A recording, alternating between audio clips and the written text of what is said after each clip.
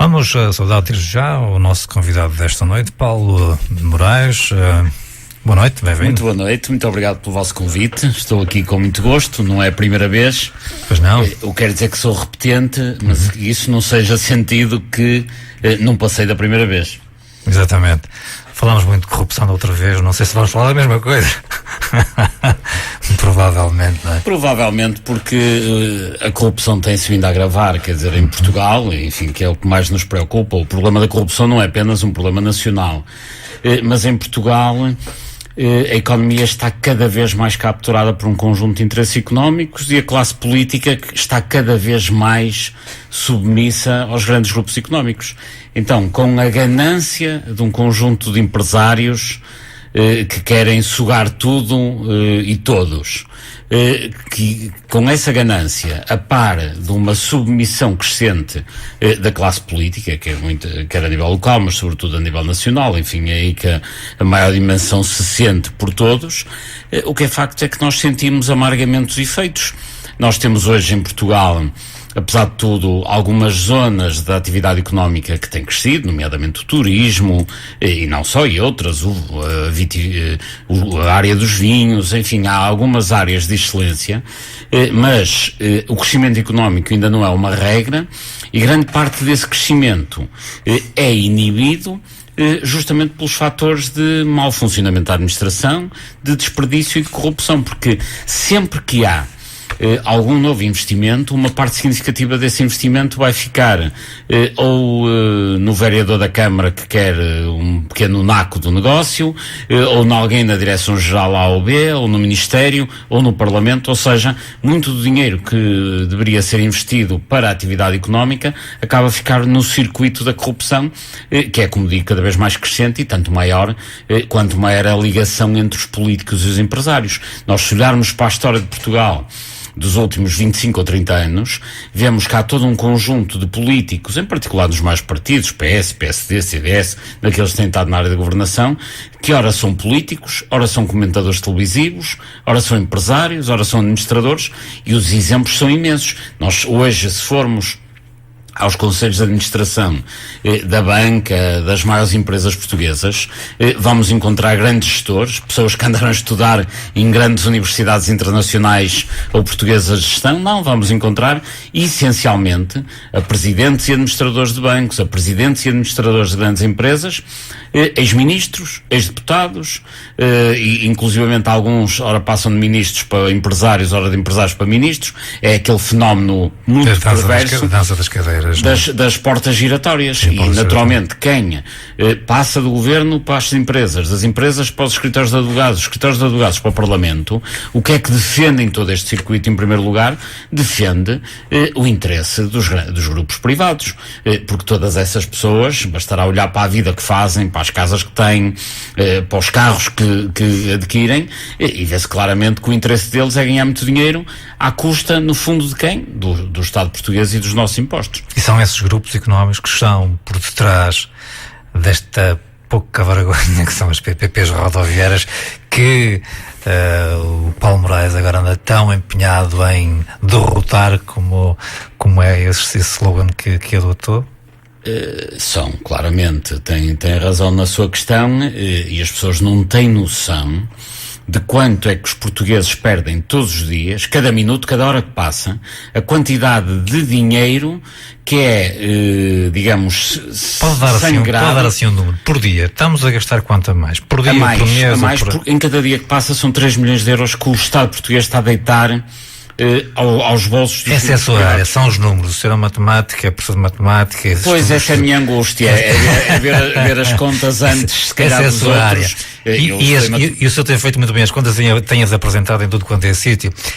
3 milhões de euros por dia que estamos a gastar a mais. Para explicar, nós... Estamos, quer dizer, enfim... Está o Estado a pagar com o dinheiro dos nossos impostos, somos nós, não há outra forma de onerar o Estado que não seja através de maus negócios, e a forma de acorrer a estes recursos é ir aos bolsos dos portugueses.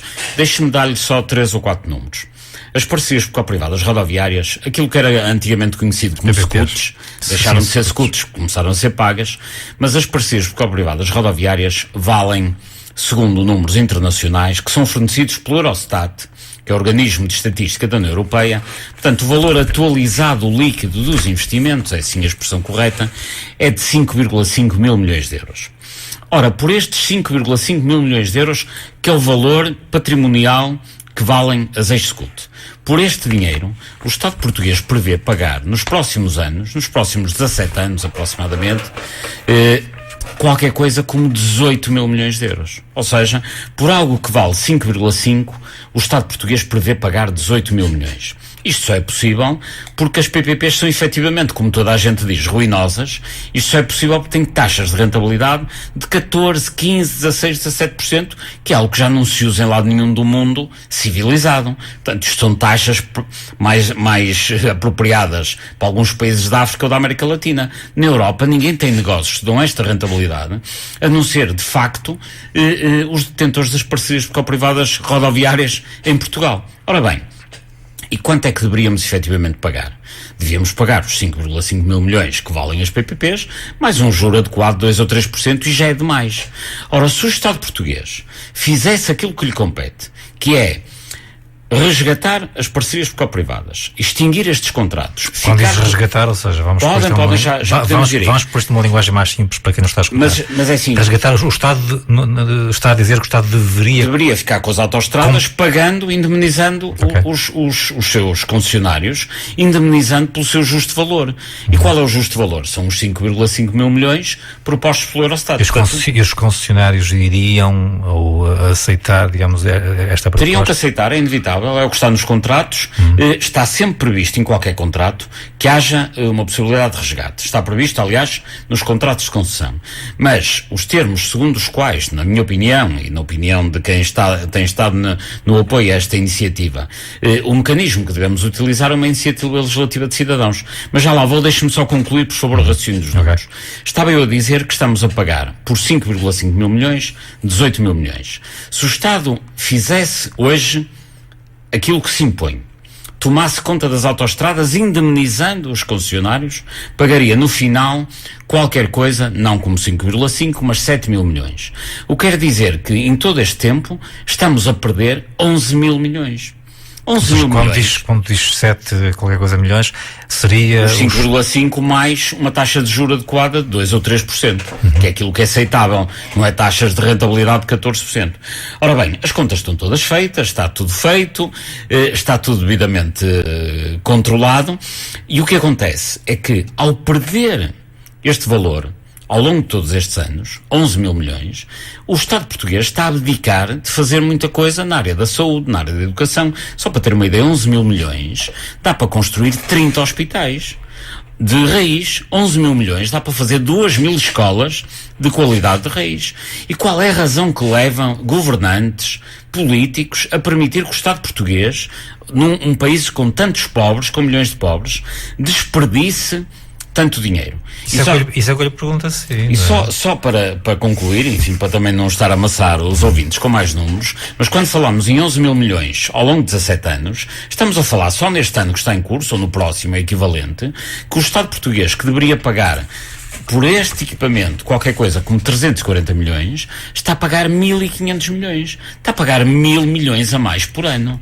Eu vou repetir, não me estou a enganar nos números, e peço desculpa da insistência. O Estado português, em 2018, em 2019, está a pagar de rendas destas parcerias público-privadas rodoviárias mais 1.000 milhões do que devia. É por isso 1.000 milhões a dividir por 360 dias dá aproximadamente 3 milhões de euros por dia, que era o número que referi há pouco. O que quer dizer que nós estamos aqui a falar às 9h15 de hoje, sexta-feira. Amanhã à noite, quando for a mesma hora, o Estado português terá derretido, sem desculpa, 3 milhões de euros. 3 milhões de euros dava para resolver imensos problemas aqui em Guimarães. Ainda aqui há dias assistimos à admissão do corpo clínico no Hospital de Gaia, por valores que seria, assim, um mês sem este desperdício, daria para resolver todos os problemas do Hospital de Gaia. E no mês seguinte, do outro hospital, e assim sucessivamente. Ora bem, isto aconteceu tudo porquê? Isto aconteceu porque os contratos foram feitos de forma ruinosa.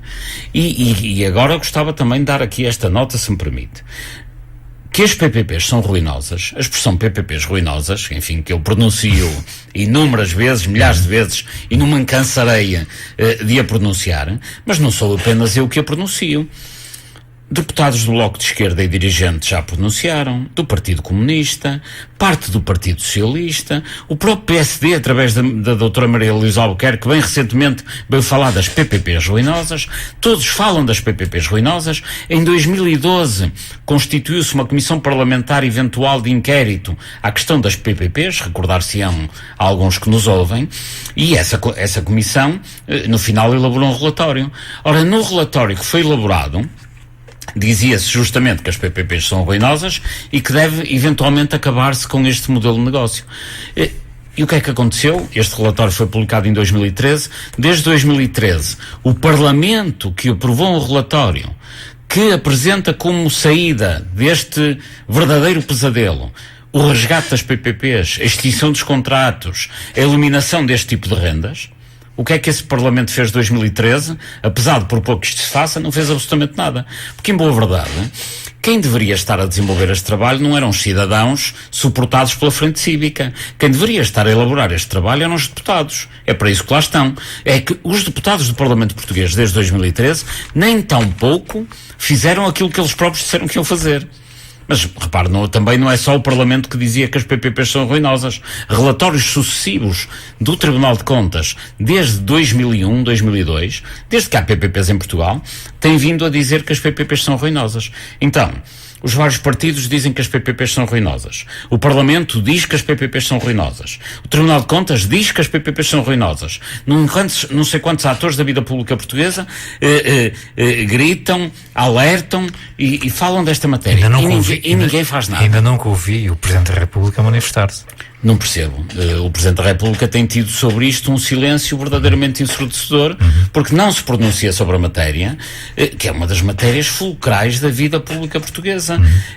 Deixe-me dizer-lhe, se não se mexer nisto, as finanças públicas portuguesas jamais entrarão em equilíbrio, a não ser em 2030, quando este pesadelo começar a ser menos dramático. Mas os próximos anos, a carga que os portugueses vão suportar de impostos só para pagar as PPPs é uma loucura. Repare, quando falamos de 1.000 milhões a mais, estamos a falar de 1.000 euros por cada português ao longo de todo este tempo, 100 euros por cada ano. E cada família poderia poupar 4.000 euros se este pesadelo, se me permite a expressão, acabasse. É claro que nós chegamos aqui a esta situação, não foi por acaso, mas já agora, se me permite fazer aqui uma pequena síntese, um pequeno resumo.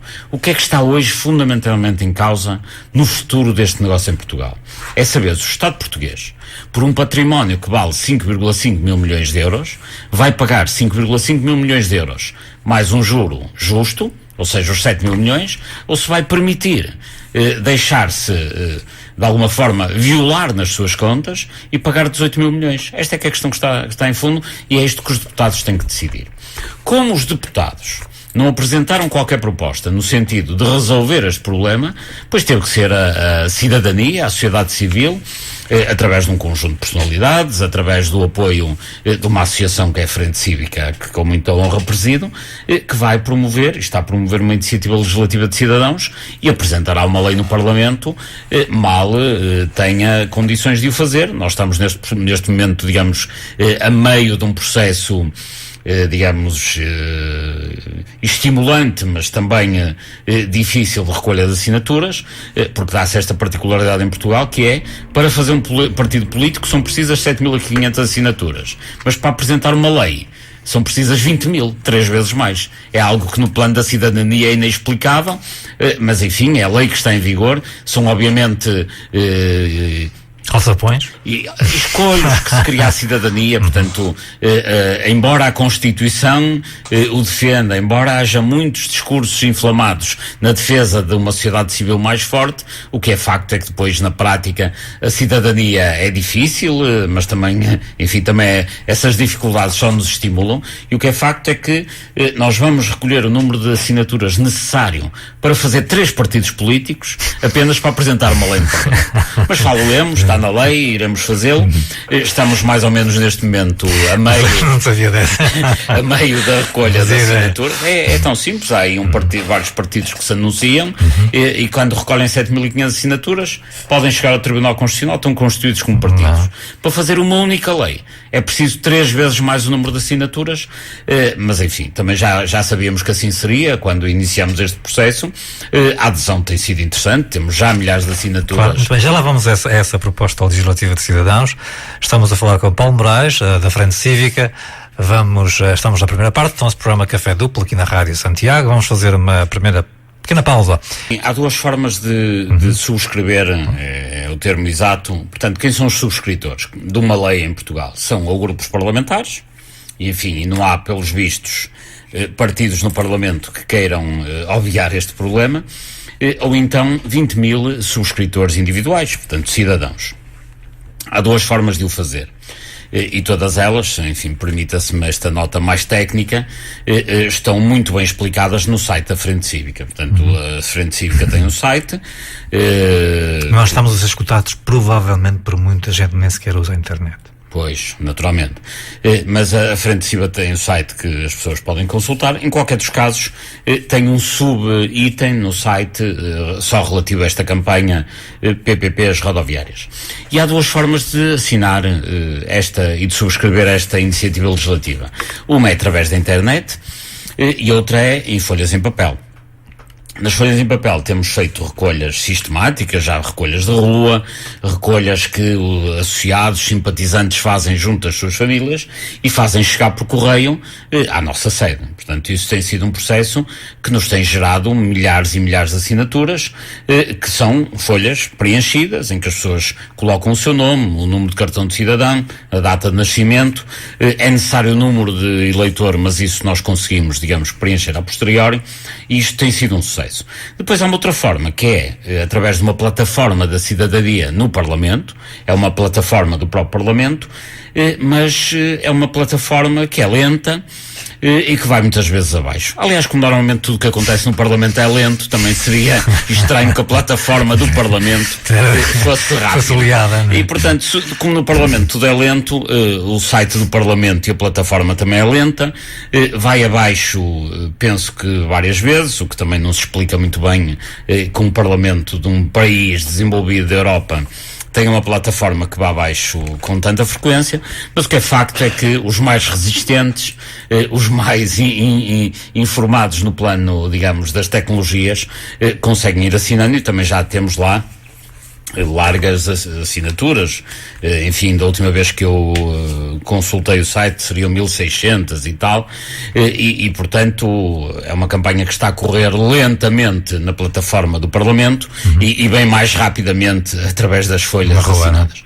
Claro. Estamos neste momento, estimamos que a meio da campanha, o que quer dizer que temos que nos próximos tempos recolher o número de assinaturas que nos permitam, em tempo útil, apresentar a iniciativa legislativa no Parlamento, porque a partir do momento que a apresentemos, nos termos da lei, o Parlamento tem que agendar, discutir e votar. E chegará a hora da verdade em que os seus deputados vão ter que decidir se querem continuar esta pouca vergonha, este crime económico sobre o Estado português, que são os PPPs, ou se querem acabar com este pesadelo de uma vez por todas, e aí caberá à consciência de cada deputado decidir se vai fazer refletir 11.000 milhões para 4 ou 5 grupos económicos, ou se vai pôr toda essa massa financeira ao serviço da população, desde logo aquela população que amargamente paga portagens e antigamente não pagava, ao serviço da saúde, ao serviço da educação, porque obviamente que o Estado português não tem, como é sabido, dinheiro a mais. Há muita matéria na qual ainda é preciso muito investimento público, nomeadamente ao nível dos serviços de educação, de saúde, apoio na segurança social, e não faz sentido nenhum. Por exemplo, dar o tal tempo aos professores, não é? Eventualmente, mas não faz sentido nenhum um país com tanta falha de recursos dar-se ao luxo para favorecer 4 ou 5 grupos económicos que dominam alguns políticos corruptos, porque não há outro nome para lhes chamar. Não faz sentido nenhum um país dar-se este luxo de entregar tanto dinheiro de mão beijada, tantas borlas, a 4 ou 5 grupos económicos e, portanto, como nós entendemos que há que obviar a isto rapidamente, quanto mais depressa entregarmos a iniciativa legislativa de cidadãos no Parlamento, mais depressa ela será votada. Bom, eu não quero crer que depois os partidos não votem favoravelmente a esta nossa proposta. A proposta é muito simples. Eu não queria ser pessimista, mas não creio que será assim tão fácil. Lá. Parece uma coisa tão... Quer dizer, vamos a reunir assinaturas, chegamos ao Parlamento e aqueles que nunca fizeram nada por isso agora, assim senhora, ok, foi feito, estão aqui as assinaturas, agora vamos efetivamente tratar deste problema. Eu acho que não tem alternativa, porque repare, em primeiro lugar, alguns dos subscritores, e a seu tempo diremos quem são deputados. Nós temos na lista dos subscritores, no seio dos milhares de subscritores que já temos, enfim, na recolha que temos levado a cabo nos últimos 2 meses e pouco, alguns são deputados que estão em exercício das suas funções no Parlamento e a seu tempo, e diremos quem são.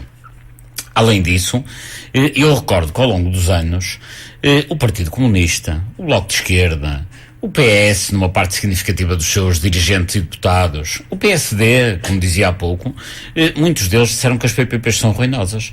Então tem aqui uma oportunidade de, sem terem feito trabalho nenhum que lhes competia, sem terem esforço nenhum, apenas levantarem-se da cadeira e votarem a favor do fim, salvo se a disciplina de voto não for imposta, não é? Bom, e se os partidos chegarem ao ponto de reprovar algo que é tão benéfico para a população, terão que explicar porquê. E terão que explicar porquê, em particular, num período pré-eleitoral. Este aspecto é um aspecto que julgo que é positivo para a cidadania. Porque mesmo os dirigentes partidários, que estão positivamente nas tintas para como vivem as pessoas, se vivem bem, se vivem mal, mesmo esses, normalmente lembram-se da população em tempo de eleições. E o próximo ano é um ano eleitoral. Sendo um ano eleitoral, eu acho que é muito difícil um partido político explicar aos cidadãos porque é que vota contra o fim das PPPs, que, como digo, nos estão a levar a mais 11 mil milhões para beneficiar 3 ou 4 grupos económicos. Supondo que isso acontece. Se os partidos votarem contra, pois naturalmente a opinião pública tirar daí as suas ilações, e eu espero... Mas consequências, digamos, imediatas... Há uma consequência eleitoral terrível para eles, que é o que mais lhes dói, é que tem um dano eleitoral muito grave. Eu acho que um partido político que, em massa, vote contra o fim das PPPs, nunca poderá ter um resultado interessante do seu ponto de vista eleitoral. Isso não tem, seja lá qual for o partido. Não, seja o PS, PSD ou CDS. Eu percebo a ideia, mas estava a referir-me... Como é que eles vão dizer ao seu eleitorado que votaram contra o fim das PPPs porque querem carregar milhares de milhões para grupos económicos? É porque, por muito dinheiro que eles recebem... Deixa-me dizer isto de outra forma. Os políticos têm, fundamentalmente, 3 objetivos em Portugal. O primeiro, que está acima de todos, é manter o tacho. Portanto, esse é o primeiro dos objetivos. O segundo, normalmente, é arranjar lugares para os seus apaniguados, enfim, nos partidos, nas câmaras, no governo, etc., para que esses apaniguados possam ajudar a manter na estrutura partidária que lhes dá os lugares na política. E o terceiro objetivo é manter os financiadores satisfeitos. Mas por esta ordem, o primeiro dos primeiros é manter o tacho. E, portanto, como eles querem manter o lugar, percebem que se eventualmente votarem com uma proposta que é tão favorável à população, muitos deles perderão o lugar. Por isso, apesar de tudo, acho que os partidos terão que votar favoravelmente a esta proposta, e os que não votarem vão ter que explicar por que razão andaram anos e anos a dizer que contratos das PPPs são ruinosas, e no momento em que podem acabar com a ruína, decidem manter a ruína. Mas enfim, isso é algo que não podemos prever. Deixe-me já agora dar aqui uma nota histórica simples. Esta é a segunda iniciativa legislativa de cidadãos, enfim, tanto quanto saibamos, que vai dar entrada no Parlamento. Já houve uma há uns anos atrás, foi uma iniciativa legislativa de cidadãos também promovida por 10 pessoas, enfim, na altura Laurinda Alves, Manuel Braga da Cruz, o Dr. Pinheiro Torres, o advogado que era o primeiro subscritor, e mais pessoas que na altura propuseram uma lei que visava a proteção da maternidade. Foi na altura da votação do aborto, na sequência desse referendo, um conjunto de cidadãos, enfim, entendeu apresentar no Parlamento uma lei cujo objetivo era a proteção da maternidade, e isso foi votado e foi inclusivamente aprovada, e portanto o mérito a quem a apresentou, mérito a quem votou, foi aprovada, e enfim, suponho que na generalidade ainda estará em vigor com uma outra alteração. E o que é facto é que esta é a segunda vez que se apresenta um documento destes no Parlamento, ainda por cima com uma dimensão, permita-se que eu diga, de outra dimensão, e com consequências nos orçamentos do Estado, com uma forte consequência na poupança dos gastos do Estado, que é normalmente o contrário do que a cidadania pede. Normalmente os cidadãos organizam-se para pedir ao Estado que contribua com mais recursos no setor A, no setor B, para esta ou aquela atividade. Aqui é exatamente o contrário. É um conjunto de cidadãos que se organizam no sentido de propor ao Estado: poupem mais dinheiro, gastem menos, e nesse aspecto é também bastante inovadora esta proposta. Ou seja, façam o favor de fazer o que deviam fazer, não é? Claro, é evidente que eu, como sabe, enfim, e sabem os nossos ouvintes, eu conheço membros do governo com quem falo com alguma frequência, e muitas vezes eu questiono-lhes o seguinte, que é: qual é o governante que não quer ter 1.000 milhões de euros a mais por ano? Expliquem-me qual é a razão que faz com que um primeiro-ministro, ministros que está de Estado, não queiram ter mais 1.000 milhões para melhorar os seus serviços, para baixar as portagens. É algo muito estranho. É que há aqui um jogo de sombras muito esquisito. Para combater os incêndios. O que for. Portugal precisa de muito dinheiro, e inclusivamente precisa de baixar até a sua carga fiscal. Nós temos um governo que foi eleito e que foi empossado com um discurso anti-austeritário, e quase ao fim do mandato ainda mantém uma das mais gravosas medidas de austeridade, que é o IVA da eletricidade de 23%. Eu recordo aos ouvintes, e se não, que recordar-se-á tão bem como eu, mas quando o Ministro das Finanças de Passos Coelho, Vítor Gaspar, veio anunciar o brutal aumento de impostos, recordam-se desta expressão, brutal aumento de impostos, enfim, isso soa ainda hoje de forma amarga nas mentes de todos nós, aqui aos ouvidos. Quando ouvimos falar do brutal aumento de impostos, eu lembro-me sempre da cara do Dr. Passos Coelho e do seu ministro, Vítor Gaspar. Ora, uma das medidas mais gravosas desse brutal aumento de impostos era a passagem do IVA da eletricidade para 23%. Passaram todos estes anos, António Costa é primeiro-ministro há quase um mandato, toda esta, digamos, a geringonça, digamos, esta coligação anti-austeritária já está no poder há tanto tempo, e no entanto o IVA continua a 23%.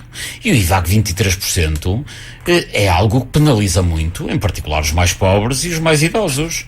Há muita gente, isto aqui no norte do país é até mais grave que no sul, há muita gente que no inverno não aquece as suas casas porque a eletricidade fica caríssima, e as pessoas não têm, efetivamente, quem ganha 2 salários mínimos ou quem tem uma reforma de 200 e tal euros. Isso depois acaba por ter um alto custo para o Estado em termos de tratamento de gripes, de gripes e outras doenças mais graves. Gripes é o mais leve. A gripe é o mais comum. Sim. É o mais comum. Os gastos que se tenha com gripes, quer nos hospitais, quer depois em termos de medicamentos, estamos a falar de milhares de milhões. Estamos também aqui a falar de milhares de milhões. Deixe-me só dar uma nota. 20% do orçamento da saúde, em Portugal como nos outros países da Europa, é para pagar medicamentos. Portanto, a quantidade de pastilhas que toda a gente tem que tomar porque apanhou uma gripe ou uma pneumonia porque estava em casa e não tinha aquecimento, fica caríssimo. Mas há casos em que é muito mais dramático. Quando as pessoas têm 70 e tal, 80 ou 80 e tal anos e vivam em zonas mais úmidas, como é o caso do litoral, no Porto, em Vila de Conde, ou nas zonas de maior umidade, o que acontece é que podem ter doenças mais graves, nomeadamente ao nível dos enfisemas, bronquites crónicas, vão parar ao hospital e, em média, a partir de uma determinada idade, quem tem uma doença deste tipo, as chamadas doenças pulmonares crónicas obstrutivas, em média, quem passa por esta situação, ao fim de um ano morre. Porquê? Quem é que, no fundo, quem é o responsável por estes padecimentos de todas estas pessoas e das suas famílias. São todos, obviamente, somos todos nós, mas em particular quem obriga um idoso que vive com 200 e tal euros de reforma a ter que desligar o aquecimento, porque obviamente quem tem uma reforma de 200 e tal euros não pode pagar 120 euros de eletricidade por mês, como é óbvio.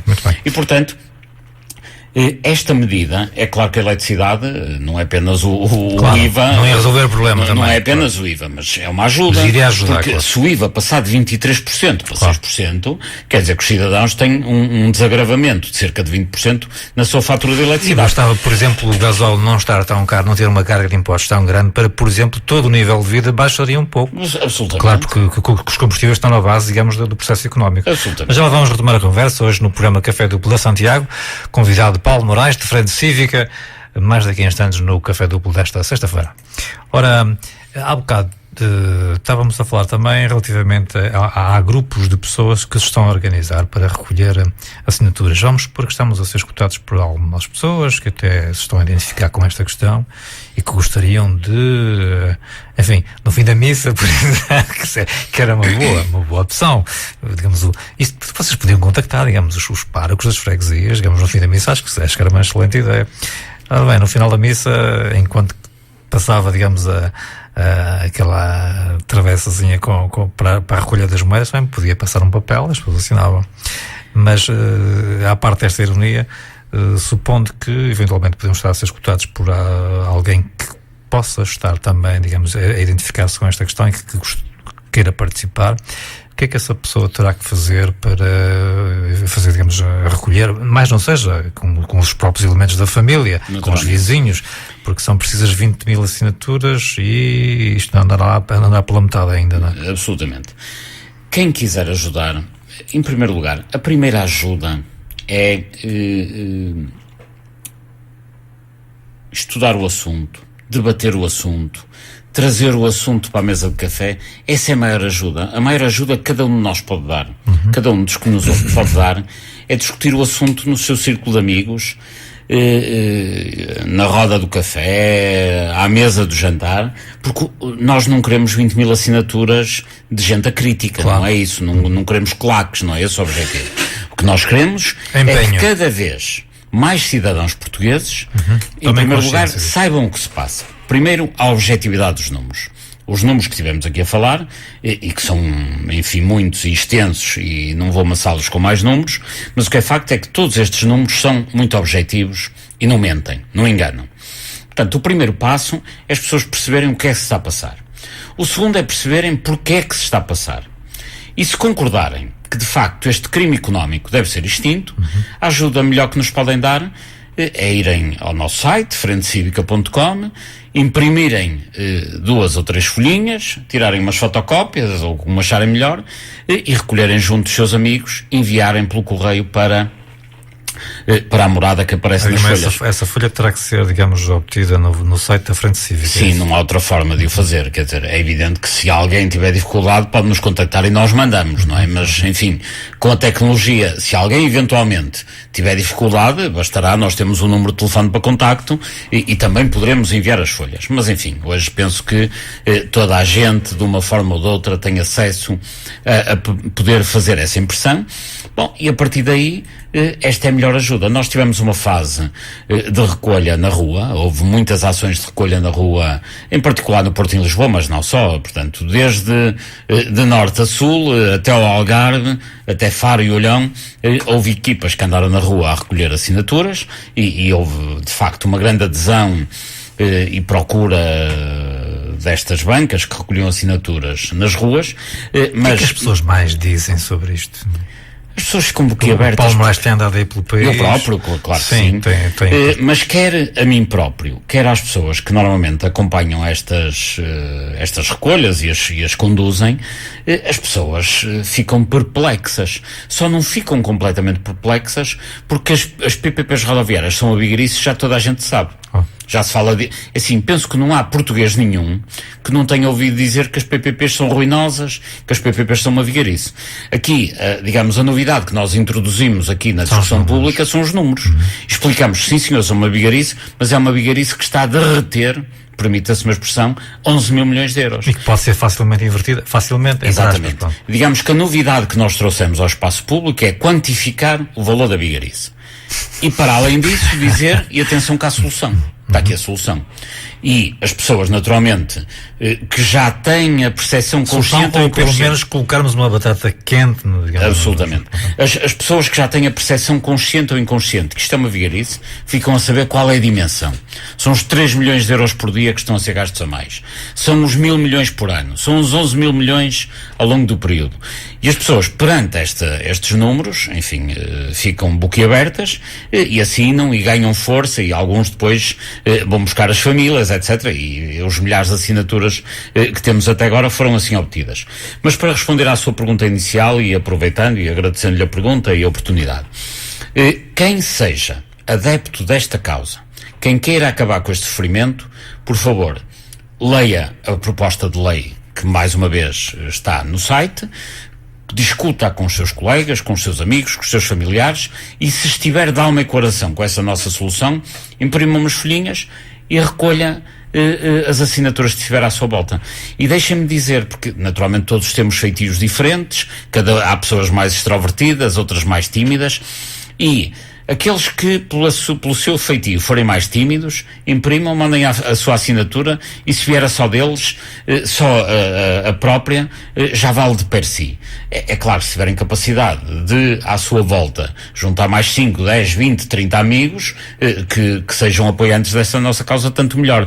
Mas a assinatura vale pelo empenho que cada um tenha nela. Por isso, peço até àquelas pessoas que dizem, mas eu sou tímido, não tenho capacidade de andar a incomodar, entre aspas, os meus amigos para assinar. Pois imprimam e mandem apenas a sua, porque cada uma delas, 20 mil assinaturas, são apenas 20 mil vezes uma assinatura. E depois podemos constituir 3 partidos políticos. Exatamente. Mas é assim, cada uma é importante se for feita com convicção. Temos aqui uma questão na página do Facebook do Carlos Fernandes. Boa noite. No seguimento da 14ª reunião do grupo de Arraiolos, que decorreu na Letónia esta quinta-feira, se possível, gostaria de saber a opinião do Dr. Paulo Moraes relativamente à preocupação dos líderes europeus, incluindo o PR, deve ser o Presidente da República Português, sobre o perigo e o crescimento do chamado populismo na Europa. Terá a corrupção e as injustiças a ver com o crescimento do populismo, ou haverá também outras causas? Se sim, quais? Carlos Fernandes, portanto, uma questão que nos colocou na página do programa no Facebook, Café Duplo, onde também poderá colocar a sua questão, ou então através do nosso habitual número de telefone 253-511-601. Estamos em conversa com Paulo Moraes, da Frente Cívica, a falar principalmente das PPPs rodoviárias e como podemos derrotá-las. Não sei se... Eu aqui do grupo de Arraiolos não mas... O grupo de Arraiolos é um grupo de presidentes da República sem poder executivo. É um grupo que já foi constituído em Arraiolos, quando da presidência de Jorge Sampaio, e o grupo de Arraiolos, por isso se chama, porque foi constituído em Arraiolos, é o grupo de presidentes da República da Europa, que não tem poder executivo. Ou seja, o presidente francês não faz parte do grupo de Arraiolos, porque o presidente francês é presidente da República e é o chefe do executivo, mas o presidente de Portugal, o presidente da Alemanha, portanto, que tem menos poderes, ou nenhuns poderes executivos, constituíram o grupo de Arraiolos e acabam por ser um grupo de influência, um grupo de reflexão. A preocupação que alguns líderes europeus têm com o populismo são de dois tipos. Alguns têm uma preocupação genuína com o populismo, porque de facto a corrupção, a pobreza, o desemprego geram uma insatisfação de tal forma que pode começar a dar aso a que alguns grupos extremistas religiosos, extremistas pela violência, liderados por líderes populistas, sejam perigosos para a nossa sociedade. Portanto, o populismo, enquanto o sentido de alguém que diga às pessoas o que elas querem para levar rebanhos atrás de si, é perigoso. Outros estão preocupados com o populismo porque estão preocupados com o seu lugar. Não estou nada preocupados com o populismo. Não querem é que apareçam movimentos diferentes que possam pôr em causa o status quo. O status quo. Em Portugal, esse problema verdadeiramente não se coloca porque o populismo foi absorvido pelo sistema. Quem são os populistas em Portugal? Os populistas de direita são alguns dirigentes do CDS que têm uma atitude claramente populista. Os populistas de esquerda são os dirigentes, em particular do Bloco de Esquerda, que durante muito tempo vieram com as chamadas causas fraturantes, levaram muita gente atrás, e o Bloco de Esquerda durante muito tempo confundiu comunicação com política, e portanto tudo que ficasse bonito na comunicação eles usavam como discurso político, e populismo é isso mesmo. Até o caso Robles, não é? E depois há um populismo que neste momento é dominante em Portugal, que é o populismo do próprio Presidente da República, ele próprio, que tem uma postura permanente de fazer aquilo que fica bem nas imagens televisivas. Isso é uma das piores formas de populismo. Por isso, em Portugal, o populismo já tomou conta do espaço público. Mas não tem inveja dos afetos do Presidente, pois não? Não, inveja não. Aliás, eu não tenho inveja de nada. Se há sentimento que eu nunca cultivei ao longo da minha vida, é a inveja, e tenho pena de quem tem inveja, porque a inveja é talvez dos sentimentos mais baixos e que mais perturba os invejosos. É porque verdadeiramente quem sofre mais com a inveja é o próprio invejoso, porque aqueles que são alvo da inveja muitas vezes nem sabem disso. A inveja é um sentimento infelizmente muito português, aliás é a última palavra dos Lusíadas, e sendo um sentimento muito português destrói muito a sociedade, mas não tenho inveja. Quanto ao Presidente da República, há algo que ele vem fazendo na sociedade portuguesa e que acaba por ser negativo e que tem a ver com a questão anterior, que é o Presidente da República comenta tudo e mais alguma coisa. E como comenta tudo e mais alguma coisa, faz com que aquilo que é banal pareça importante, mas pior que isso é que aquilo importante pareça banal porque vem na voragem noticiosa. Razão pela qual, quando o Presidente fala dos incêndios, da destruição de Pinhal de Leiria, das PPPs, enfim, embora sobre isso ele não fale, quando fala de assuntos verdadeiramente importantes, aquilo aparece na televisão, no dia seguinte já nem se lembra. Ou seja, este Presidente da República, que tem obviamente também qualidades, não é isso tem discussão, mas talvez o seu maior defeito é estar a transformar os assuntos importantes em banais. O que quer dizer que deixam de se discutir os assuntos importantes, até pela grande capacidade de influência mediática que ele tem. E de alguma maneira, ao fazê-lo, ele acaba por ser um anestesista da nação. Normalmente fala-se do Presidente como Supremo Magistrado da Nação. Eu acho que ele é o Supremo Anestesista da Nação. Porque há um grande problema. É assim, o que aconteceu em Pedrógão e o que aconteceu em outubro do ano passado é imperdoável numa sociedade organizada. Morrerem centenas de pessoas em incêndios abandonadas pelo seu Estado. Depois disso, não serem encontrados os responsáveis. Houve umas notícias a dizer que tudo aquilo foi por fogo posto, mas até hoje não se encontraram nem os incendiários, nem os mandantes.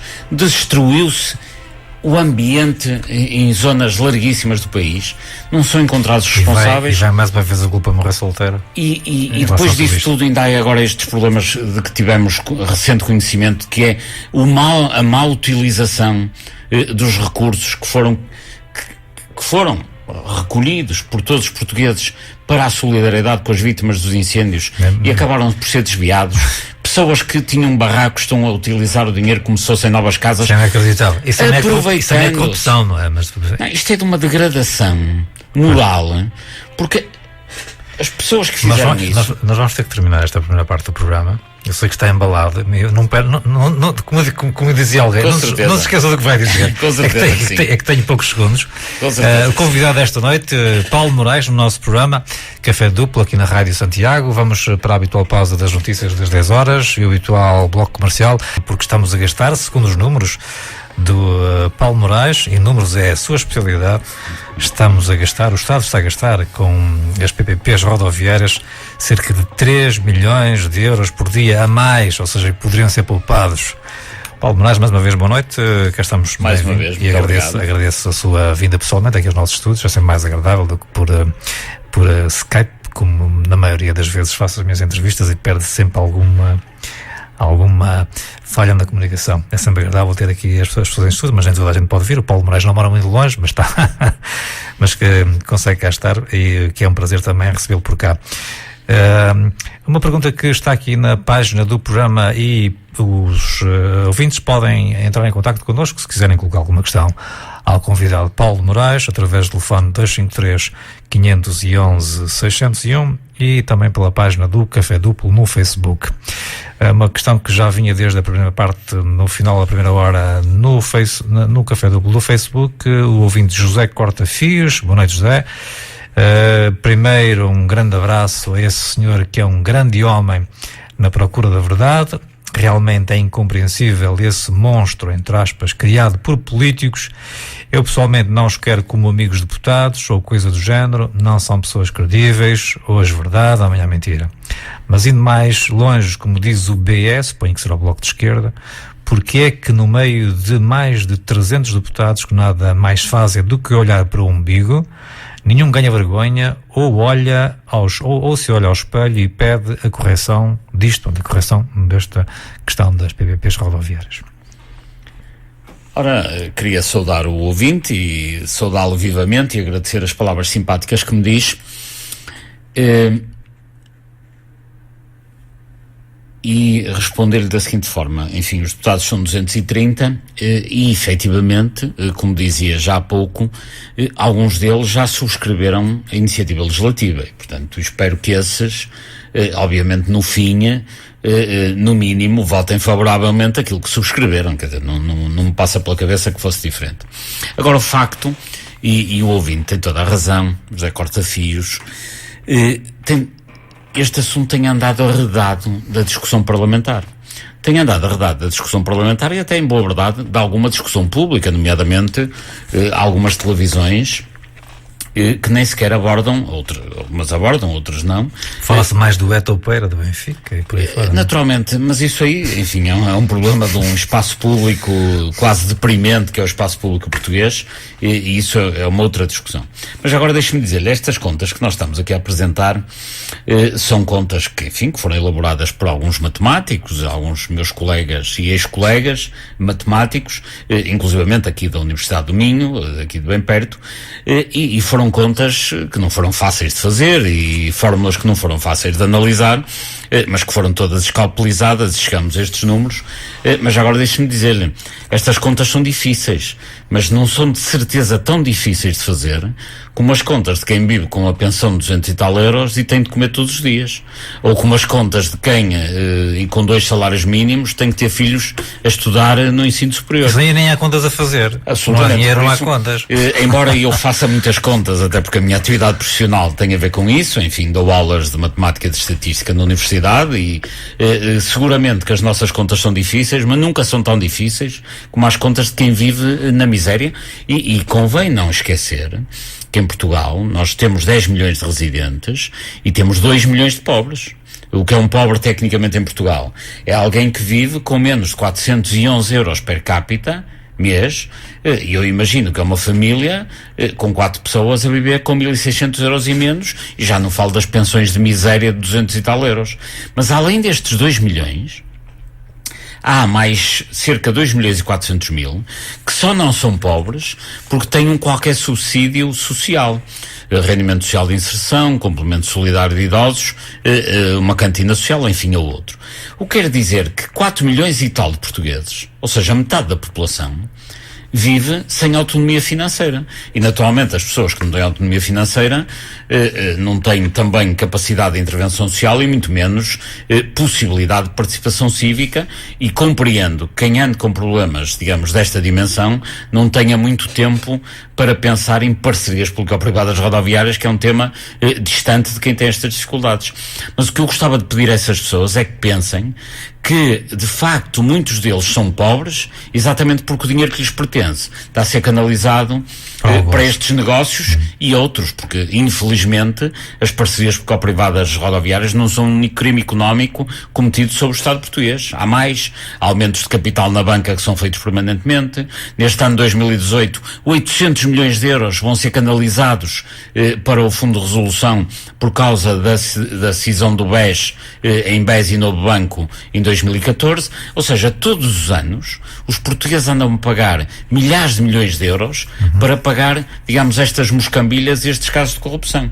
E as pessoas mais pobres têm que perceber que não seriam tão pobres se não houvesse todos estes problemas. Por isso, aqueles que pensem, mas eu tenho é que sobreviver e tratar da minha vida, se perderem 10 minutos a pensar nisto, assinam, subscrevam esta iniciativa legislativa de cidadãos, que isto irá ajudar com o tempo a que a sua vida seja, enfim, menos sofrida. Mas eu peço-lhe autorização para voltar.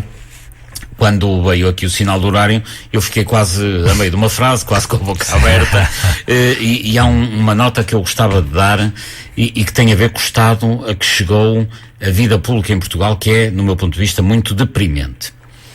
Nós assistimos, estava eu a dizer, e não me vou repetir, em 2017 aos incêndios de junho e de Pedrógão e aos incêndios de outubro, perdão. À destruição completa, ou quase, do Pinhal de Leiria. Portanto, houve danos pessoais, que são os mais graves, familiares, patrimoniais, ambientais, de todo o tipo. Até hoje, já passou um ano, e ninguém sabe quem são os responsáveis. Ninguém é responsável. Há umas acusações do Ministério Público, mas deixe-me dizer-lhe que o responsável pelo Instituto de Conservação da Natureza e das Florestas, que deixou arder o Pinhal de Leiria, continua como presidente do mesmo instituto ao fim de todo este tempo. O ministro é o mesmo, não lhe aconteceu nada. E, apesar da Polícia Judiciária ter dado conta que os incêndios eram a ministra da Administração Interna, portanto, a ministra foi no que exemplo. Apesar de se ter dito em várias notícias, houve nota pública disso, que os incêndios foram com mão criminosa, ninguém sabe até hoje nem quem foram os incendiários e, muito mais importante, quem foram os mandantes.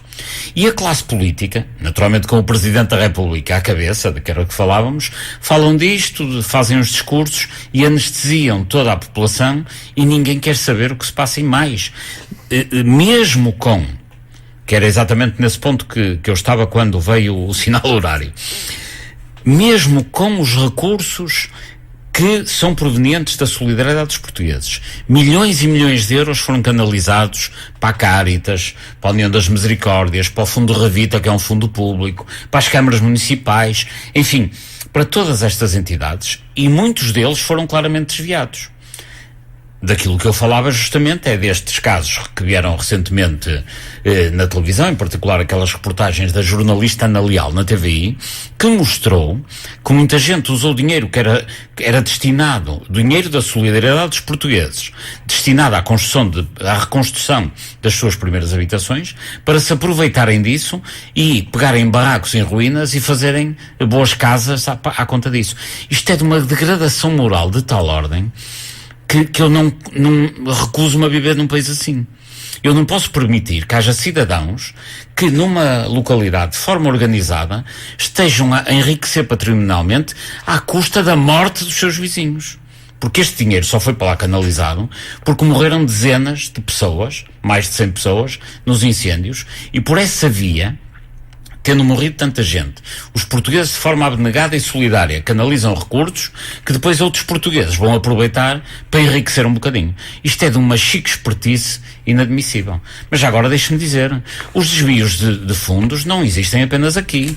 Existem também feitos em Lisboa, na capital, quando, por exemplo, a Caixa Geral de Depósitos tem uma conta com 1,5 milhão de euros, que é uma conta que foi criada pela Caixa Geral de Depósitos por iniciativa própria, mas que foi, digamos, enriquecida ou abastecida, se posso usar a expressão, com os donativos dos cidadãos, e essa conta na Caixa Geral de Depósitos é constituída para quê? Para a reconstrução de primeiras habitações, para apoio à reconstrução de anexos agrícolas, enfim, para as pessoas exercerem a sua atividade, para apoio a quem tivesse, digamos, grandes dificuldades económicas momentâneas, e para apoio também às associações de apicultores para poderem naturalmente recuperar as colmeias e as suas produções de mel. Pois o dinheiro que tinha este destino, a Caixa Geral de Depósitos entregou à Fundação Gulbenkian, e a Fundação Gulbenkian andou a comprar com isto equipamentos para os hospitais. Vejam bem o absurdo, é que os desvios não é apenas aquele senhor de Pedrógão que tinha um barraco e fez uma casa à custa da morte dos seus vizinhos. Isto é deplorável, mas é igualmente deplorável que o Presidente da Caixa tenha passado dinheiro para o Presidente da Fundação Gulbenkian para usarem o dinheiro dos recursos canalizados pelos cidadãos de forma solidária para uma conta para um fim diferente, para o qual as pessoas contribuíram. Isto é enganar as pessoas. E ninguém fiscaliza isto? Na altura, enfim, nós próprios, Frente Cívica, pedimos uma intervenção nesta matéria. Pedimos uma explicação ao Presidente da Caixa, pedimos uma explicação à tutela, que é o Ministério das Finanças, e não houve explicação nenhuma até hoje, nem vai haver, obviamente, porque há uma impunidade moral geral. Isso é um estado de impunidade moral. Quando o Presidente de uma instituição como a Caixa canaliza os recursos dos donativos de portugueses que de forma solidária contribuem para um fim, para depois a Fundação Gulbenkian ir aplicar noutro fim, isto também é igualmente deplorável. É evidente que de características distintas, mas o desvio de recursos de recursos solidários que os portugueses canalizaram para as vítimas de Pedrógão dos incêndios de outubro tem sido uma prática infelizmente comum. Aliás, eu acho que neste momento só haveria uma solução, e aí o Presidente da República tem responsabilidade, que é, devia ser constituída uma plataforma digital de acesso geral em que se explicasse a todos os cidadãos quem deu o quê, a que entidade e como é que o dinheiro foi gasto. Os recursos estão perfeitamente identificados, no fundo há 6 ou 7, conforme a forma como façamos a análise, entidades que foram recoletoras de fundos, umas do Governo, outras das câmaras, União de Misericórdias, Cáritas, Fundo Revita, enfim, estão perfeitamente identificadas. Eu acho que era importante que, num site de acesso generalizado, se explicasse quem contribuiu com o quê, quem recebeu o quê e como é que o dinheiro foi aplicado. Hoje isto é fácil, há meios informáticos facílimos para criar um portal em que todos os cidadãos possam saber. E esse princípio não deveria ser também aplicado aos dinheiros, ao orçamento de Estado? Que dinheiro é que o país tem? Que dinheiro é que se gasta? Em que é? Onde? As coisas não deveriam ser assim, digamos. Essa questão é muito pertinente. Houve um avanço nessa matéria nos últimos tempos, foi constituído o portal base, onde todas as contratações da administração pública central ou local são vertidos para aquele portal esses contratos. Portanto, em termos da forma como em cada momento cada instituição pública gasta os seus recursos, hoje o portal base, que não sendo de muito fácil consulta, também não é nada de intransponível. Portanto, quem tiver paciência na consulta do portal base consegue saber quanto é que a Câmara de Guimarães que gastou com a empresa X, quanto é que o Ministério Y gastou em contratações deste ou daquele tipo. Ou seja, o portal base foi um grande salto nessa matéria. Mas há algo que falta e que infelizmente não temos cá em Portugal, que é um portal... Não é a proteção de dados. Não, falta um portal que diga qual é a característica e as formas de distribuição dos dinheiros do Estado logo no orçamento.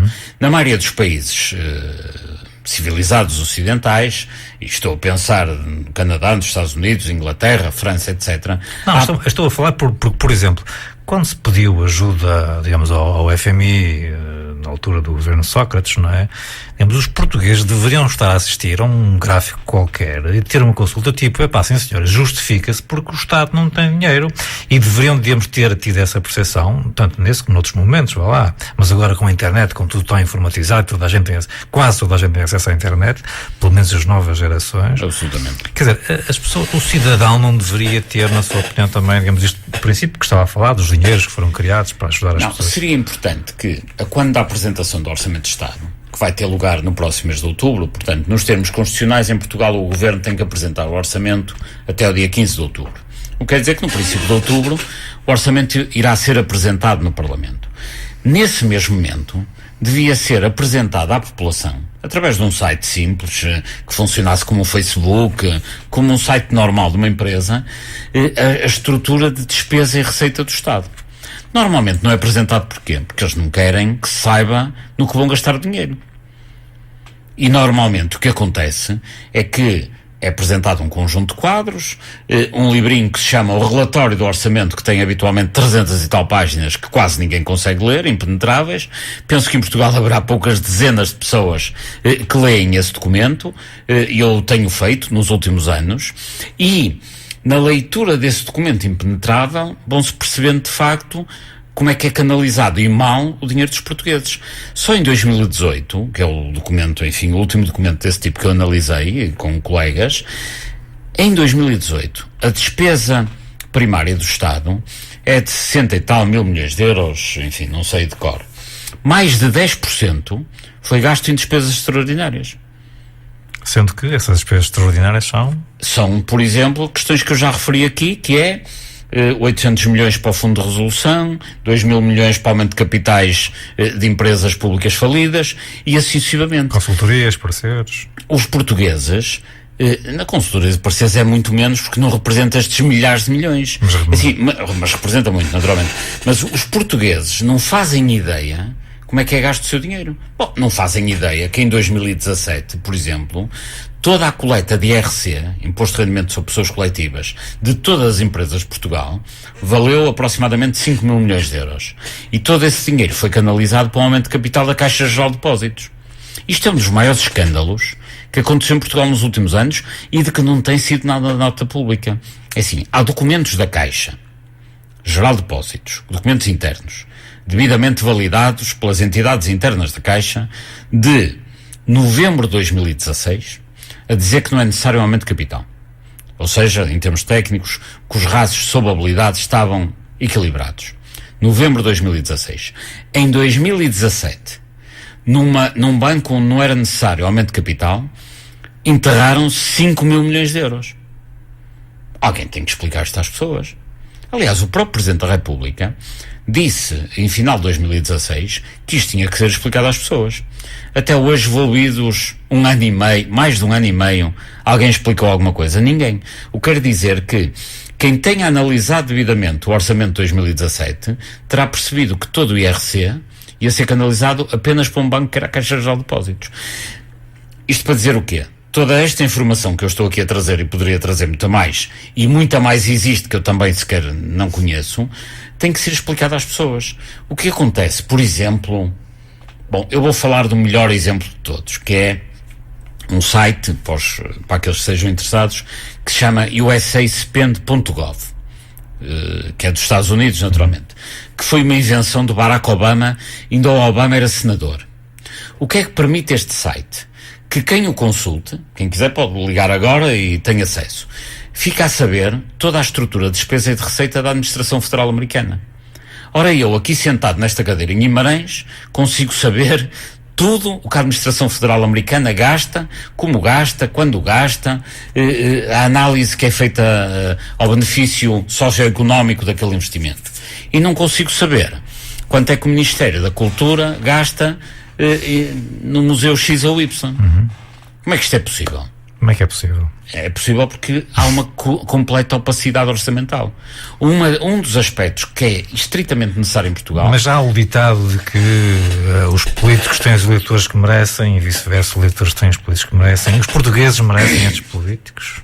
Não, na generalidade, os cidadãos são bem melhor que a classe política. Quer dizer, eu recuso-me a acreditar que vivo num país em que a população tenha a qualidade que têm os políticos. O problema da classe política é estar submetida, em Portugal neste momento, naturalmente, mas o problema não é de agora, é um problema que já tem passado na história ao longo dos anos. Mas um dos graves problemas da classe política é estar submissa a um conjunto de interesses económicos. Através de fenómenos de captura das empresas, da política. Mas assim o exige a economia? Não, é corrupção, claramente. E deixe-me dizer-lhe, dos políticos que estão no ativo em Portugal, enfim, nos principais lugares, no governo, no parlamento, nas maiores câmaras, etc., a maioria das pessoas, a maioria, não são corruptos, são cúmplices. Porque os corruptos acabam por ser poucos. Só que normalmente são aqueles que dominam melhor os mecanismos das direções partidárias, etc. São os que fazem os grandes negócios. Mas sendo dizer, o senhor disse, estas PPPs são cúmplices, mas há o célebre ditado que diz que tanto é ladrão o que rouba como aquele que está a vigiar. Não? E esse é o ditado que hoje caracteriza a política em Portugal. É tão ladrão que vai à horta como que fica à porta. Sim.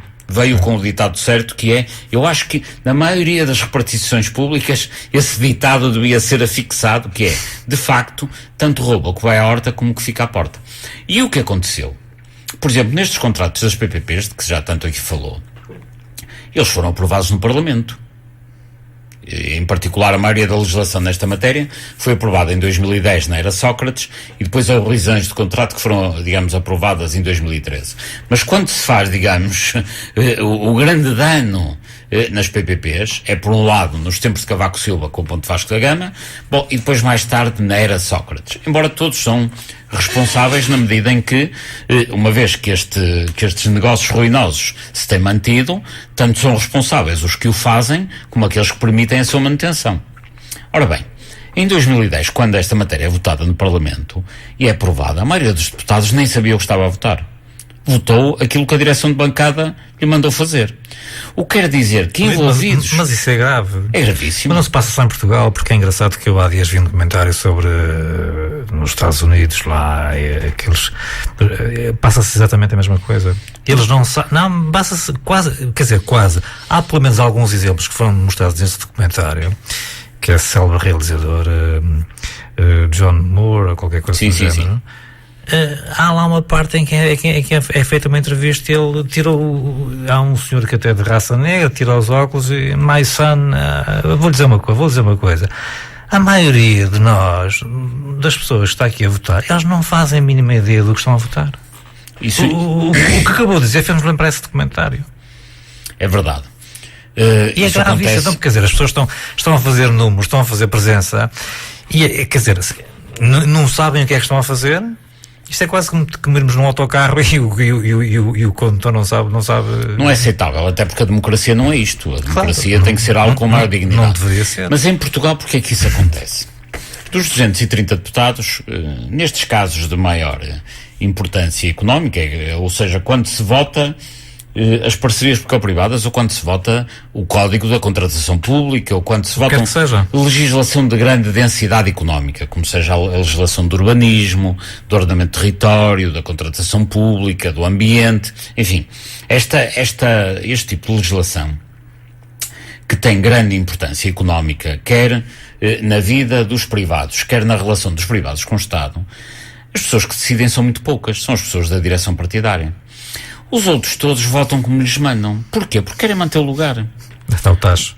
Porque, infelizmente, isto que eu vou dizer, digo com então mais valia ter os representantes de cada partido a dizer assim, eu represento X deputados. Não, mas é que os deputados, muitos deles, querem manter o seu lugar, porque, repara, alguns nem sequer têm ganho patrimonial, nem são corruptos.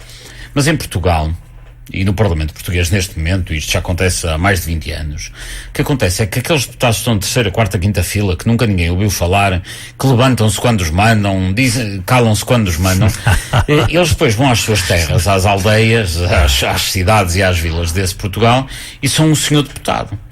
E o senhor deputado que tem um lugar no Parlamento, somente em Portugal, em Lisboa, depois, quando chega à terra de fim de semana, as pessoas cumprimentam, não tratam como uma pessoa importante. Eventualmente, se precisarem de fazer uma obra na casa da sogra, vão falar com o Presidente da Câmara. Se precisarem de um emprego para a sobrinha, também a coisa arranja-se ali na misericórdia. Tem poder. Tem um poder local. Claro. Que lhe vem do facto de serem deputados. E depois as pessoas tiram-lhes o chapéu. E faz bem ao ego. Bom, e as pessoas, por estas migalhas, vendem-se e acabam por ser cúmplices destas grandes negociatas.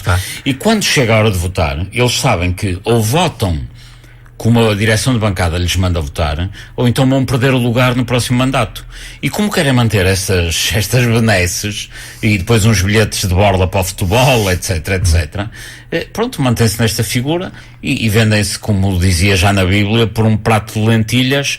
Muitos dos deputados que estão no Parlamento mantêm o lugar para beneficiarem dessas lentilhas, mas no fundo são cúmplices de tudo isto, porque, como digo, dos 230 deputados a fazer estas negociatas da dimensão das PPPs, das privatizações das empresas, que foi uma bandalheira absoluta no tempo dos governos de Passos Coelho, com corrupção em cima de corrupção, e esses grandes negócios passaram pelo Parlamento, mas a maioria dos atores que estão no Parlamento nem sabem o que é que votaram naquele dia.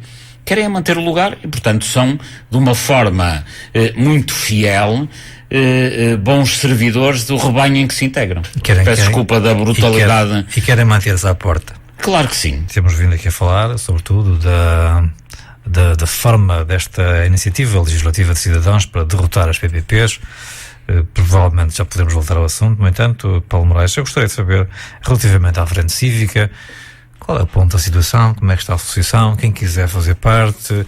A Frente Cívica vai tornar-se num partido, vai fazer, vai candidatar-se, digamos, às eleições, vai candidatar-se a governo para ver se os números piam mais fino.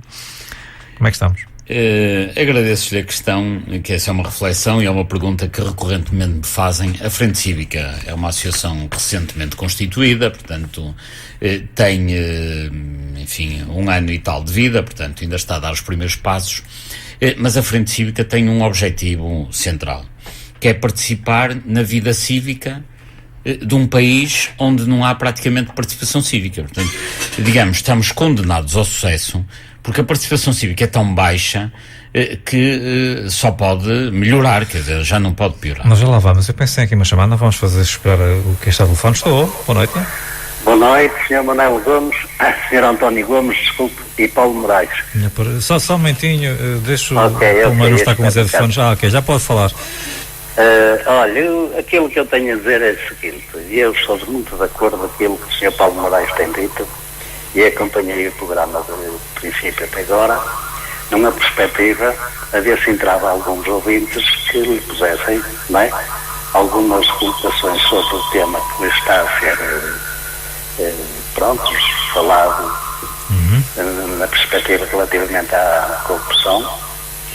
Mas queria também relembrar que era o seguinte: a maior parte das empresas públicas municipais e as empresas públicas hospitalares e as EPPs e estradas praticamente foram criadas com os governos do PS.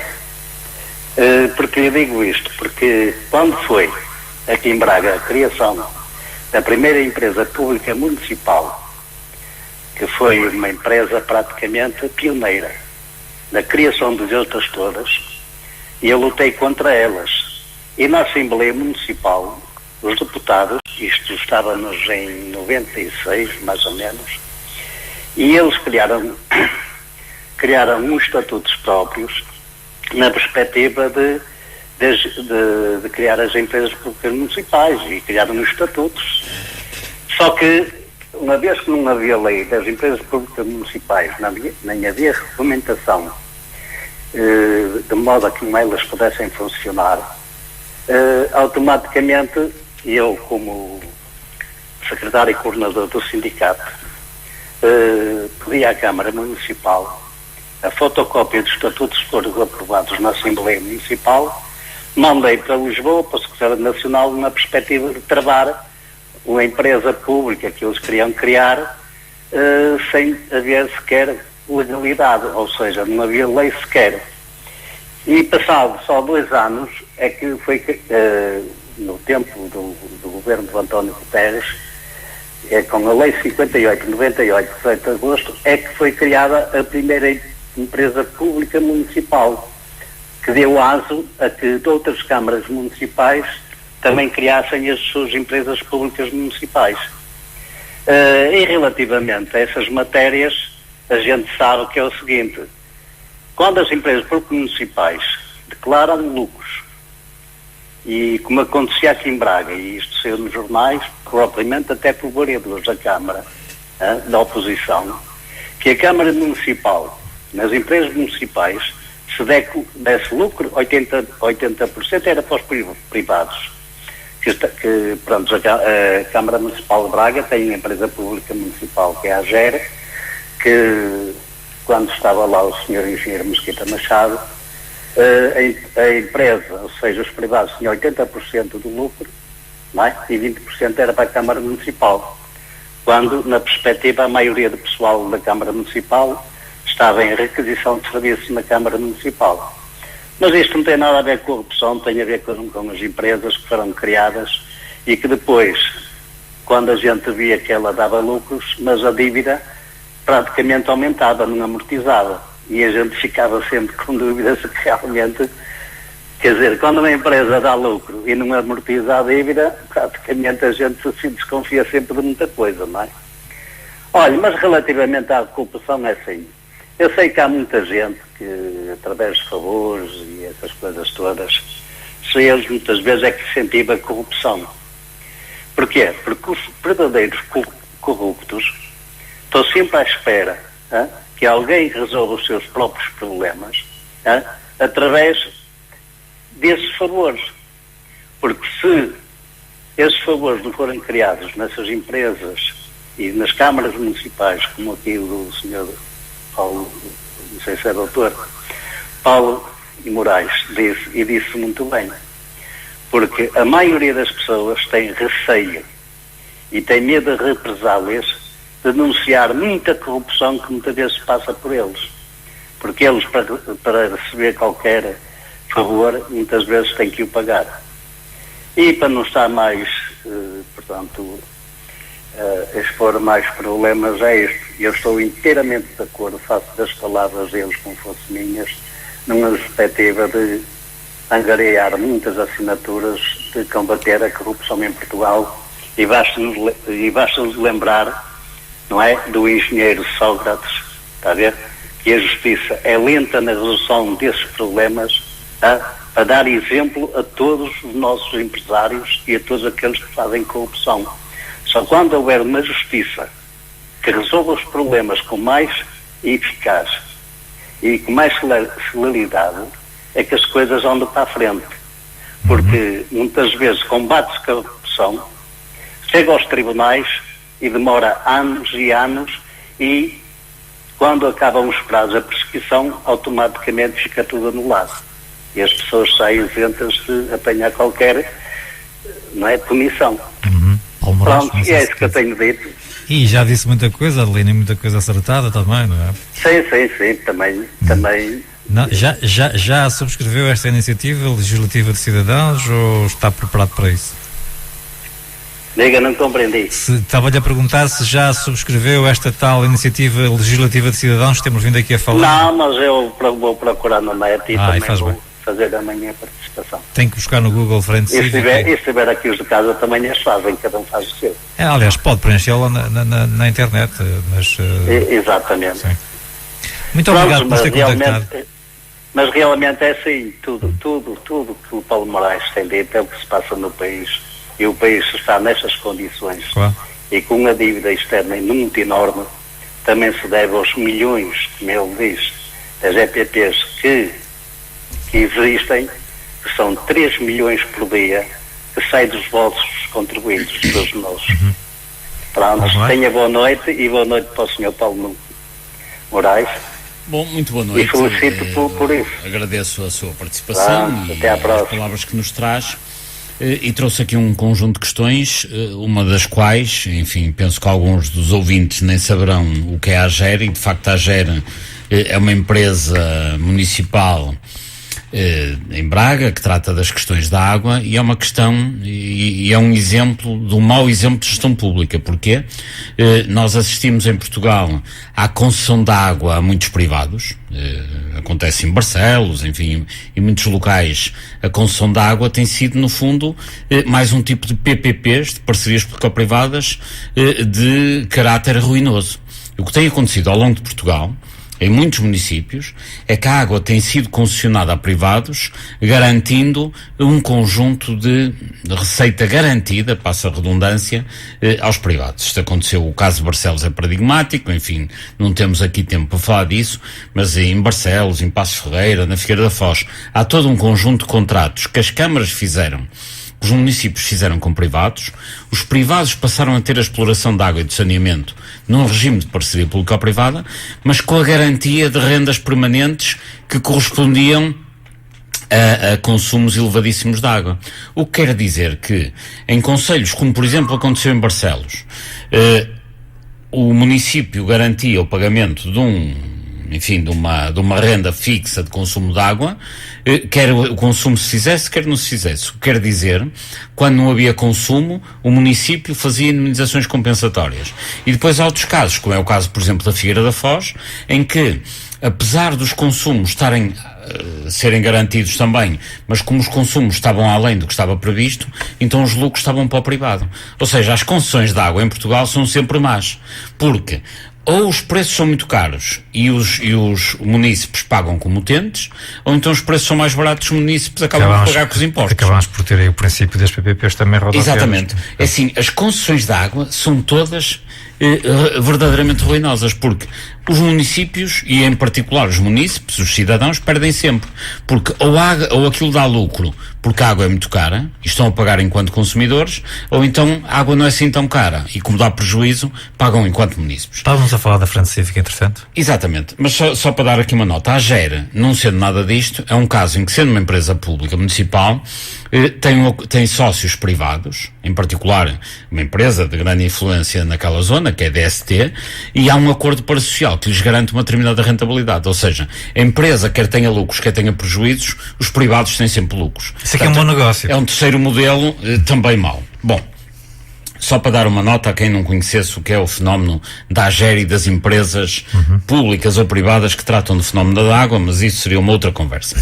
Quanto à Frente Cívica, e à questão que me coloca, a Frente Cívica está no campo da participação cívica e, portanto, voltando à conversa de há pouco, irá, num conjunto de casos, como é o caso das parcerias público-privadas, como é o caso do abandono dos idosos, como é o caso da necessidade de aumento demográfico em Portugal, em questões verdadeiramente estratégicas, entenderá em cada um destes casos, estudar o fenómeno de fio a pavio, como se costuma dizer, e para cada um deles tentar encontrar uma solução. É o que estamos a falar neste momento. A nossa campanha 2018 é a campanha das PPPs, mas seguramente em 2019 ou 2020 estaremos a tratar deste assunto e de outros, para além de um conjunto de posições que a Frente Cívica tem tomado no espaço público, sempre na lógica da defesa do interesse público.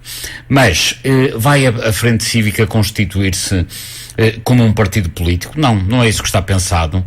No curto e no médio prazo, seguramente que não. Enfim, no longo prazo, estes dirigentes já não podem falar, porque naturalmente daqui a 10 anos a Frente Cívica terá outros dirigentes e compete sempre aos dirigentes propor aos associados as soluções em cada momento.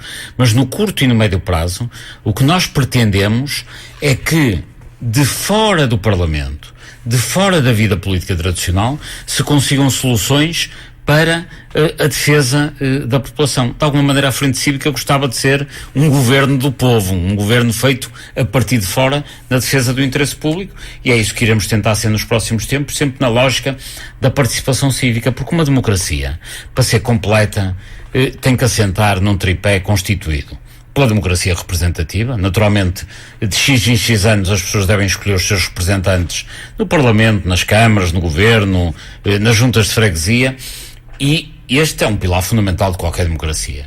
Mas a democracia não se esgota aqui. Tem que haver um escrutínio permanente de quem exerce a atividade em nome do povo. Bom, desde logo pela justiça. É o segundo tripé, o pé do tripé, o segundo pilar. Ou seja, a justiça deve defender as minorias das atrocidades que muitas vezes as maiorias cometem no exercício do poder. Só a justiça é que o pode fazer. Que é o que não está a acontecer. Não está a acontecer porque a justiça também não funciona desta forma em Portugal. Parece também que interessa que a justiça seja lenta a alguns, não é? E depois há um terceiro tripé. Um terceiro pé do tripé, perdão, um terceiro pilar deste tripé, que é a participação cívica. Porque tem que haver um escrutínio permanente e um desafio permanente uma fiscalização da sociedade aos atores políticos. Porque se não for assim, se os atores políticos forem eleitos e não houver qualquer controle, qualquer escrutínio democrático permanente, pela via da justiça, na garantia da legalidade, e pela via da participação cívica, no sentido de fazer um apelo permanente à reposição do interesse público, então os mandatários do poder popular deixam de facto de ser mandatários do poder popular e passam a ser mandantes ao serviço dos grupos económicos. É por isso que é fundamental que a democracia portuguesa evolua, no sentido de que a justiça tem que funcionar e a participação cívica tem que ser amplificada, e só assim é que os políticos estarão permanentemente a ser escrutinados, como acontece no Norte da Europa. No Norte da Europa, Inglaterra, na Dinamarca, etc., não passa pela cabeça dos políticos, em qualquer momento, tomarem uma atitude que vá contra o interesse público, porque sabem que estão em escrutínio permanente. Infelizmente, aqui nos países do Sul não há tanto essa tradição, e em Portugal é que não há tradição nenhuma, porque nós ouvimos muita gente, nomeadamente na política, a dizer: Portugal tem uma uma sociedade civil fraca. Mas sempre que há expressões dessa sociedade civil, os partidos do sistema, o próprio Parlamento ou Governo tentam tomar conta dessas iniciativas da sociedade civil. Por isso é preciso uma justiça que funcione, uma sociedade civil mais atuante, bom, e depois naturalmente a democracia representativa a funcionar.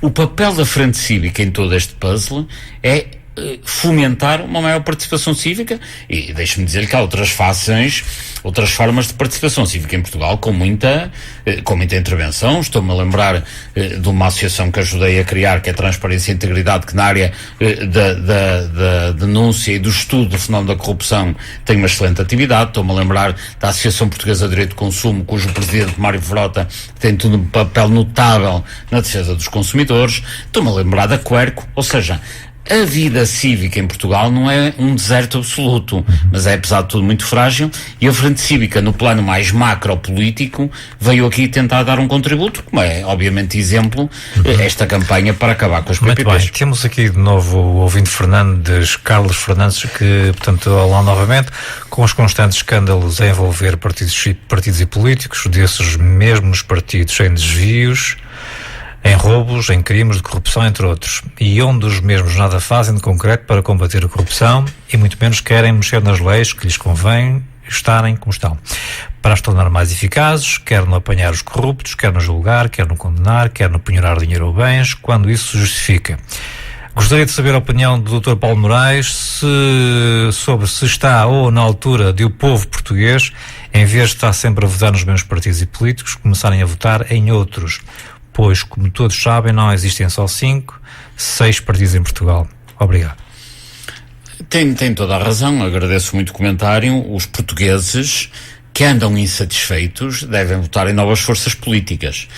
Mas já agora deixe-me dar uma nota, não direi pessimista, mas pouco otimista, e que tem a ver com a falta de proporcionalidade do sistema, que é um cidadão que vote nos partidos tradicionais, nos pequenos círculos no interior, em Bragança, em Porto Alegre, por exemplo, ou na Guarda, se mudar o seu sentido de voto para um partido pequeno, no fundo está a deitar o voto ao lixo. Neste momento, votos sem representação parlamentar são centenas de milhares, ou seja, nos círculos grandes há alguma proporcionalidade.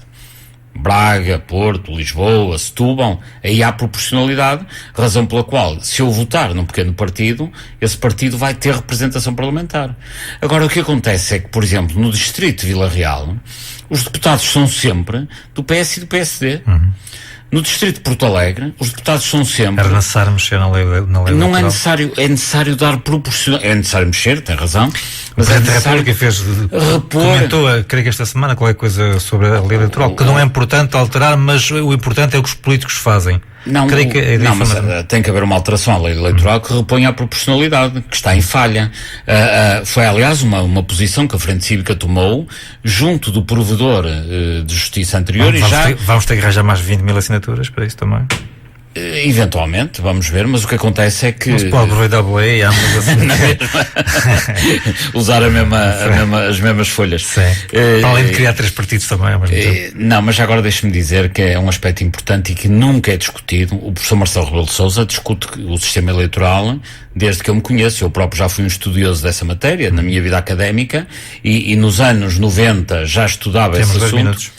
E o Presidente da República atual também. Mas o que é facto é que a Constituição exige proporcionalidade do sistema eleitoral, e neste momento o que acontece é que um eleito pelo PSD foi eleito em 2015 com 19 mil e tal votos, um eleito pelo Bloco de Esquerda com 30 mil e um eleito pelo PAN com 75 mil. Eu li há dias um artigo. Não há proporcionalidade. Sim. Não há proporcionalidade nessa matéria.